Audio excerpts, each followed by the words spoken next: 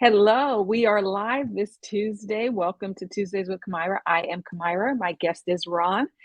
Ron's going to be talking to us about online gaming safety, what we need to know, what we need to discuss with our teens, the pros, the cons, all the good stuff that we're anxious about. And do we need to be anxious or not? I don't know. Ron's going to tell us.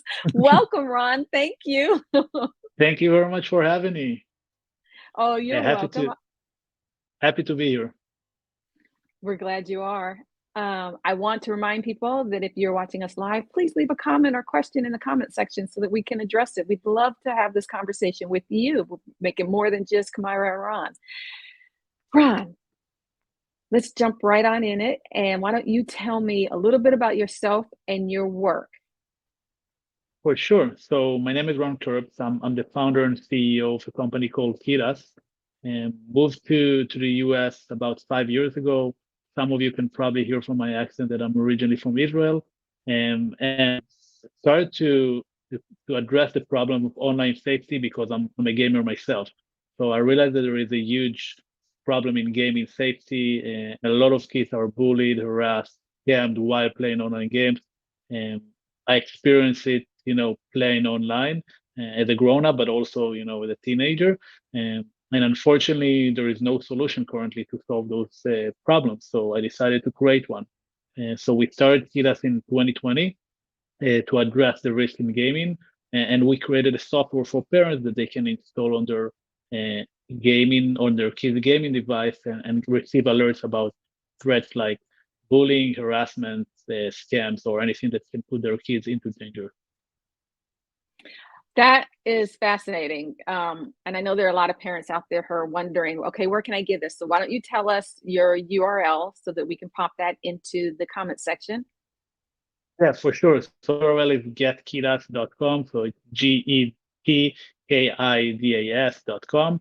And available for Windows computer devices to start with. And I'll be happy, within the conversation, I'll be happy to talk about gaming, but I don't want to scare anyone.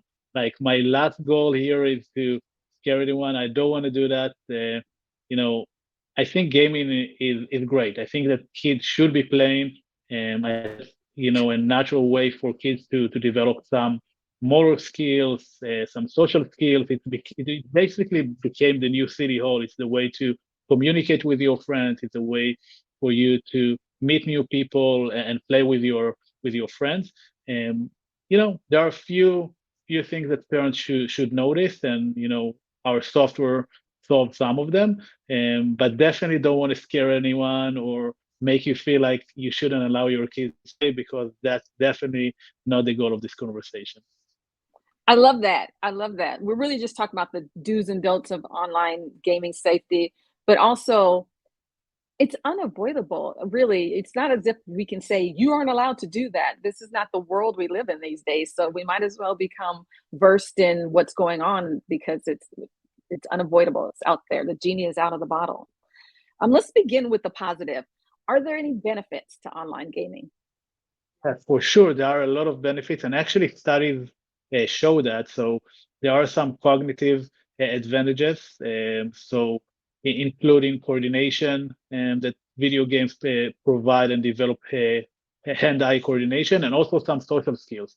And so recent studies show that kids who play within a team are actually more likely to be great team players. And so we do see that there are a lot of benefits in terms of playing games, social benefits, and also motoric benefits that we should consider when we talk about gaming with our kids, or considering to let them play or not to let them play. Um, but with those, of course, advantages, there are some disadvantages and some risks. So it's estimated that about 50% of the kids who play will be bullied or harassed before they turn 18. And sometimes it's really severe, sometimes less severe, but most of the kids who play will come across this behavior, because some players are actually really toxic. And it's not necessarily just, when I talk with parents about those topics, and the first thing that they come into their mind is like online predators or scammers or adults trying to take advantage of their kids. A lot of those times, it's actually classmates and friends from school that are bullying each other. The same thing that sometimes happen in school. And so not all of the toxic behavior that we're seeing in online gaming is related to grown-ups bullying or scamming kids. Sometimes it's kids among themselves. Let's talk about scamming. I want to break this down piece by piece. What do we mean when we're saying scamming? Let's have some definitions here. How do Yeah. So young people get scammed online? yeah. So when we're talking about scamming, we're talking about uh, getting private information to be used for financial reasons.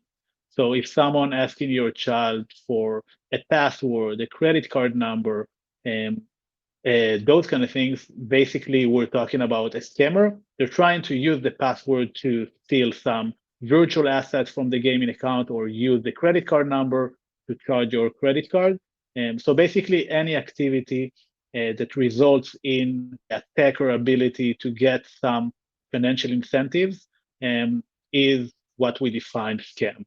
In gaming, scams became really, really um, common in the last few years, especially with the development of new ways to connect gaming to payment methods or even to Bitcoin or some other alternative coins, because it became a little bit more difficult to track those payments. So if someone is sending you a private payment link and it's sending you to a third-party app to pay or maybe share your credit card information, it's pretty hard to track those people once they use your credit card information. But we shouldn't take it like that far. In a lot of the cases, we're talking about um, teens sharing their passwords for the games, and in a lot of the cases, some virtual assets, things that they while playing the game are actually stolen from their account, and we, as grown-ups, we think, okay, these are just virtual assets, it's just like skins or some tools that they earn while playing the game. But we should keep in mind that some of those kids play sometimes a year or sometimes more than that just to earn those specific virtual assets. So those are just trophies, and they're not applicable in the outside world, but those are things that are really, really important for those kids. And we had cases of kids that their parents started to use Kidas after their virtual assets were stolen, and they stopped playing the game. So they didn't want to use the game again because they said, like, I invested the last 2 years just playing this game, and suddenly someone just stole my virtual assets. I don't want to play it anymore. So those are some of the cases that we came across. So you brought up 2 points that I wanna reiterate. The virtual assets, interesting because I just talked to my teen on the way upstairs to have this interview with you, and I was telling him, "Oh, we're talking about more than predators and scammers, although we will be talking about that." And I was talking to him about the whole virtual assets and how that can be stolen and how that's another type of scamming, and he was like, "Oh, yeah," even though he's a gamer, he's like, "That's true, that is a big thing." And something that you told me during our pregame about passwords, we have to reinforce to our tweens not to share their passwords because often the passwords are the same across different platforms. So they're using the same the same password for their game that they may be using for other things. It could be a family password that they're using that you're also connected to your PayPal account or Venmo or Cash App or something. So that's why it's important, not just for access to their games, but let's face it, a lot of us have only one or two passwords that we use all around, and we have lots and lots of different apps and such that need passwords. For sure. And we would never think about sharing our bank account password with other people, especially not people that we just know a little bit. But some of us, and some companies are addressing it just recently. Some of us do share their Netflix password with their friends because yeah, it's okay, and we should treat those kids are sharing their gaming platform, their gaming passwords because they're sharing it with their friends. They want to get some tips, or maybe they want to share some of the content. And that's okay as long as they understand exactly the consequences of sharing the password. And as you mentioned, like in most of the cases, the forget that the same password is used for other platforms, whether it's their school account or their email account. And once you get access to their email account, you can basically get access to most of their other accounts. Um, so first of all, I would recommend parents to make sure that they use different passwords for all of their accounts. And after you make sure that they use different passwords, talk with them about password sharing. Like we don't necessarily say that, if they have a really good friend and they want to share something, it's not okay to share their password once in a while. But they should understand that, a friend could be a friend today and could be not a friend, in a year from now. And they should know that some people may get access to their account. And if they earn a lot of virtual assets or things that they don't want to lose, they should be really careful with their password, the same as parents are careful with their online banking password. Mhm. Let's talk about predators. When we think about predators, we're thinking about those, those news magazine, TV news magazine stories we hear about our young people being lured away from the home. Tell us how that happens and what we may be missing about this. Is the definition larger than that? Yeah, so I think most parents out there would imagine an online predator some middle-aged guy who's trying to get kids to meet them. But in a lot Mhm, of the cases, yeah, we have those cases. But in a lot of the cases, those are you know younger adults. We had cases of predators who are 24, 25. A lot of the times they're famous in their space. So they're YouTubers or famous gamers, and they're using their popularity or their influence to get to those kids. So they're starting to talk with their kids, and now the kids are talking with someone who's famous, at least in their world. And they're talking mhm, with someone who has a lot of views, has a lot of YouTube videos with a lot of views, a lot of followers, and they start by building trust. They tell them, hey, I want to feature you on my account. How about we play together? How about we communicate? And so that's the first step. The second step is taking them off the game. So they're talking about, hey, I don't feel really, comfortable talking here in the game. How about we switch to another platform? How about we switch to WhatsApp or maybe Telegram? And usually they're choosing specific apps that are encrypted, so no one can follow them or no one can get access to the conversation, because they know that some of the games do record the conversations. Discord, which is a popular gaming communication app, and that have a safety and moderation team to detect those scenarios. And so they're trying to get kids to switch to those platforms. And once they get to those platforms, they then usually and they start to get more information for the kids of for example, it could be, hey, send me a nude picture or send me something like that. And it's not the first thing that they're getting. They're sending those things after they already build trust. So it could come to that only after a few weeks that they have been talking, and they already build the trust and they already have the credibility because they're famous and they see them, every day on YouTube. And so those are some of the things that we were witnessing. And there were a few very famous cases of YouTubers, especially gaming YouTubers, taking advantage of young kids. wow. What now, if our young people have been scammed somehow, should we report it? And if we should, how do we report it? To where? Yeah, it really depends on the situation. I think that the first thing that most parents do when their child is being scammed online is telling them, "Hey, you're not playing anymore." But I think that's a wrong response. Basically, they are ashamed. Someone tricked them. Like they didn't want to be tricked, so someone tricked them. Yeah, they were maybe naive or they didn't understand the concept of sharing password or sharing information. But we should actually build their confidence. So I think the first thing to do when you start understanding the situation is talking and communicating the situation with the kid. And so explaining what went wrong and what are the things that they should address and should do in the next time that something like that happens.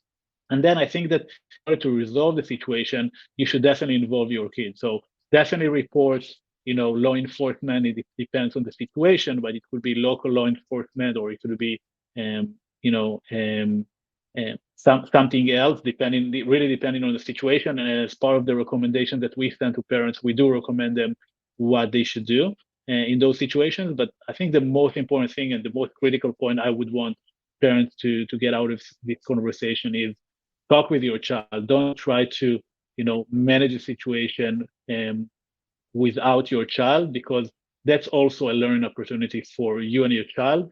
And yeah, if it happens now, maybe a virtual asset was stolen. Maybe this virtual asset was worth 20 or 30 or 40 or maybe more than that. But that's a learning opportunity. That's something that will not happen in the future. That's something that we can use as an educational experience for those kids. Okay, talk to them about it instead of penalizing them for it happening.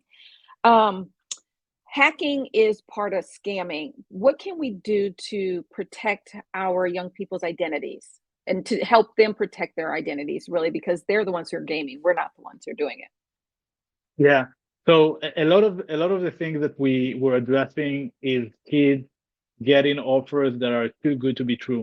So click this link and you're gonna get V-Bucks or Robux. Those are the virtual currency that are used in Fortnite and Roblox. And sometimes adults also fall for those kind of things. We get spam emails, we get scam emails, and sometimes we click those things. So the first thing that we should teach them is that, like, usually there are no free gifts. So, and definitely if you come across something that looks too good to be true, talk with your parents, check it out. Don't click the link within the email or within the message. Go to Google or Bing or a search engine and then try to Google the offer and see if you see something coming up. Other than that, definitely important to always have an antivirus running on the computer and firewall, because a lot of those hackers are using links within the game to install viruses on top of the computer. So definitely important to make sure, and I would recommend it to anyone out there, not just gamers, to have antivirus and a firewall installed on the computer. Okay. I like your hint about Googling the offer. And that's a definite conversation starter that we can have with our children when we're commuting in the car with them or something, talking about Googling an offer, maybe even talking about how we received one and we Googled and found it was either valid or not valid. Yes, for sure. And like I do it personally. When I get an email from the bank, even if it looks very legitimate, I usually don't click the offer. I first go directly to my bank account, log in, and then check to see if the offer is still there. Because it's very easy to trick you. It's very easy to create a credible email. It's very easy to create a credible message within a game.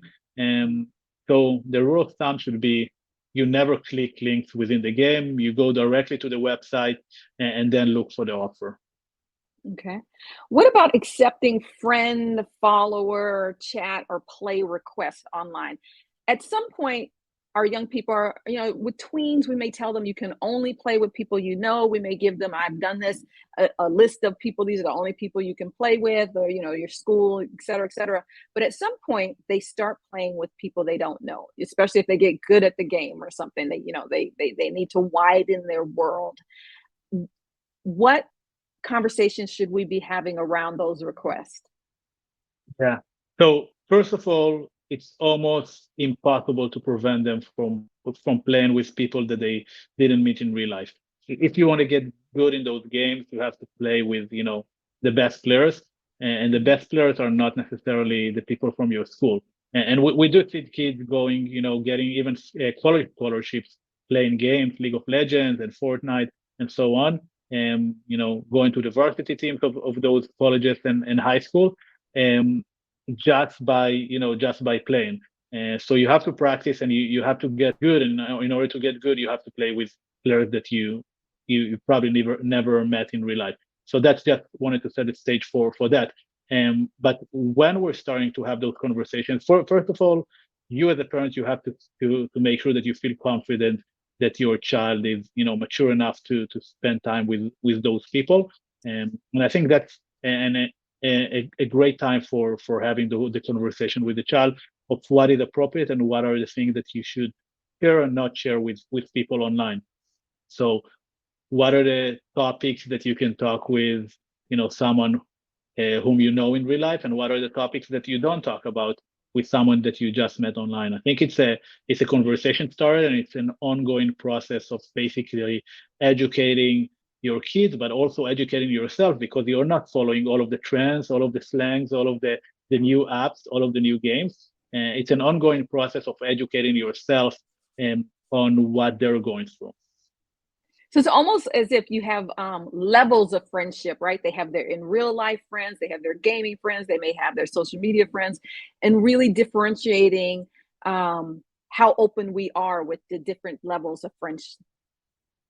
Yeah, for sure. That definitely encourage them to understand who are the people I know who I know the real identity of, and who are the people I just met online, and I can play with them, but I cannot trust them with all of the things that I'm doing online. And sometimes, when we grew up, like most of your friends were around you, and that was nice and that was okay, but it doesn't necessarily mean that the people who are interested in the things that you're interested in live in the same geographical area as you.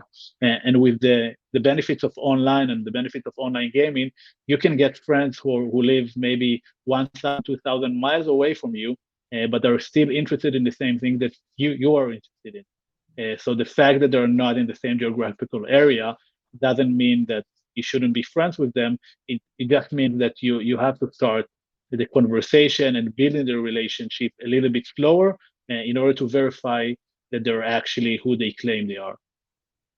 Okay. Okay. What does healthy gaming look like? We're talking a lot about predators and scammers and doing things to prevent something bad from happening. But what does healthy gaming look like when how should we be able to identify it when we see it around the house? Yeah, I think healthy gaming first of all starts with fun. Like if it's not fun, if it's something that is not making your child happy, it's not healthy gaming. We see a lot of kids who are being bullied or maybe being mocked because they're good at the game. That's not healthy gaming. So definitely it should be fun. That's the basic level. If it's not fun, it's not healthy gaming. Then we also believe that gaming should be, as everything else in life, should be done in moderation.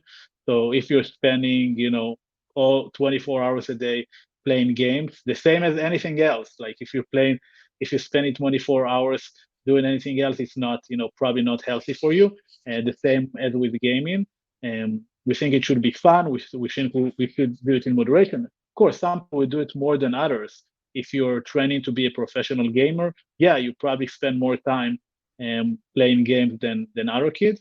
But you should decide what is the moderate level that is appropriate for the specific child. So I talked about having fun. I talked about do it in not overdoing it, of course. And the last thing that I think we should talk about is basically avoiding toxic players. So gaming is full with toxic players, and the reason that there are toxic players within gaming is that safety and trust tools were not available when gaming started. And so we got a lot of players who got used to saying things that they would not say in real life. So hate speech, bullying, all of the things that they would never consider saying at school or, you know, just to their friends, they allow themselves to say while playing. And as we get new gamers learning those things for old gamers, they become toxic themselves. And that's like the vicious cycle that we're trying to prevent with Kidas, basically educating the next generation of gamers to be not toxic and to be better with their friends and with their colleagues when they play. But yeah, playing with toxic gamers is a challenge for kids, because sometimes when they join those teams, they are the youngest, or maybe they're the least experienced in the game. And when they see a toxic gamer that is performing better in the game, they think, okay, that's the way I should behave because I want to become better in the game. And so playing with toxic gamers is something that I think most kids should avoid. Um, Most, if not all kids. Um, and that's definitely a conversation starter for parents. And I know that I'm, giving parents a lot of homework out there. And, you need to talk with your kids about that and that and that. But yeah, that's actually like a new world. You'd never let your child drive without, teaching them what is the right way to drive. You would sit right next to them and show them what is the appropriate way to drive. You'll have enough hours together to make sure that they actually driving properly. With gaming, it's exactly the same thing. You need to verify that they're playing in the right way, and you better do that when they're young, because if you do it when they're young enough, you can definitely save yourself a lot of headaches later on. Oh, I love the idea of saving the headaches when they're older because there are enough headaches then. I want to emphasize the points that you made throughout is that gaming these days it's really a bona fide extracurricular. Sometimes we don't think about it that way, especially if you're a parent of a certain vintage. For us, gaming was just a little something that occupied your time, kind of like playing solitaire or something. But nowadays, it's a bona fide extracurricular. Like you said, it helps build teamwork. It's not just kids zoning out. There are college scholarships for it, and there are career sets. They're professional gamers now. These are not huge, wide career paths, but for some, it is a viable option. So we really need to have these conversations ongoing with our students because we don't know if this is a way to spend time or a way to socialize, or if they're really working towards something here, the same way that they could be on a soccer team. For sure, and there are currently more than 400 colleges in the U.S. that offer scholarships for gamers. So while it doesn't cover the entire U.S., it's still a substantial part of the number of colleges out there. So I would not recommend parents just to disregard it and say, hey, that's like nonsense. You shouldn't deal with that. The same as probably most parents would not do with football, basketball, soccer, and tennis. And that's actually a legitimate way to get scholarship in college, and a legitimate way to make money after college if you're actually good at what you do. And so definitely encourage parents to research about it, and while they're researching about it, if your child is actually good in gaming and they look at it as something that they want to do in the future, there are teams out there that teach your child how to be better in those games. So you would never think that, hey, my child can get to the NBA without the appropriate coach or team or something like that. It's the same for gaming. If you want your child to get to the professional level, he or she has to have a team, and they compete with, they train with, they get the right coach to teach them and how to play correctly and how to get better. The same as with any other sports. And we have to protect them and support them the same way we would with any other sport. So it's just more to learn when you're having those conversations with your student. If this is something that they're looking at that way, then you're going to have to learn the same way you'd have to learn if they were trying to play an instrument you didn't know about. Yeah, So for we sure. talked Like about. parents would drive their kids for soccer tournaments and football tournaments, like in the weekends. Like, why wouldn't you support your child if he or she are trying to become professional gamers?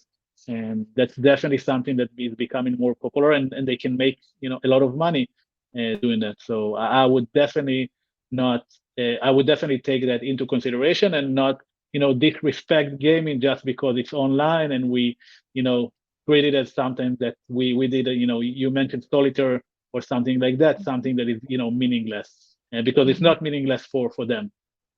Exactly. That's the very crucial point, that this is not meaningless for them. So therefore, it's our responsibility to support them, but also to keep them safe. So you mentioned that we should have conversations with them to keep them safe. You have your program, that software that helps keep them safe. Is there anything else that we need to know? Yeah, Any I other think resources? Yeah, I think definitely I would recommend parents to learn more about the games that their kids are playing. And most of those games have some parental restrictions. So you can restrict how much time they're playing, or you can restrict who are the people they can talk with.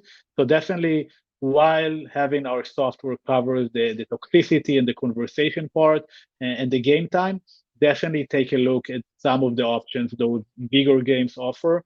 And definitely, if your kids are playing Roblox or Minecraft or Fortnite, the bigger games, they definitely have options to help you, to guide you, and to help you manage screen time and some of the other aspects that parents care about. Thank you. Some of you who watch on Tuesdays regularly may have noticed that There aren't any notes in the comment section. We are without the amazing Jessica today, but that's okay because as soon as this conversation is over, I'm going to put some helpful links in there for you. So if you just scroll down, you'll find them. They'll pop up for you. We haven't forgotten about you, but we do have Ron's website. I put that in there, getkidas.com, GETKIDAS.com. Yeah, that's correct. Thank you so much for joining us. This was an important conversation. It's one that often would think that, oh, it doesn't have anything to do with me, or or people wait until they have a problem, but we should be proactive. Yeah, definitely. And I want to encourage the listeners, like if you have a question, feel free to reach out to us. We will be happy to help. We know that gaming is a new territory for a lot of parents. We created a lot of resources, a lot of guides to guide parents how to go through those situations. We partnered with a lot of bullying experts, child psychiatrists, child psychologists. To basically help parents navigate those conversations. So if you see that there is something that you want to learn more about, I encourage you to go to our blog, start reading some of the articles, and definitely reach out to us on social media if you have any questions or things that you are debating about. Thank you. That's a perfect place to end, where you can go to get more information. Thank you, Ron. Thank you so much for this conversation. And for everybody else who's watching, I hope you'll join us next week. We'll have another equally exciting conversation. Bye-bye. Bye. Thank you for having me. You're welcome.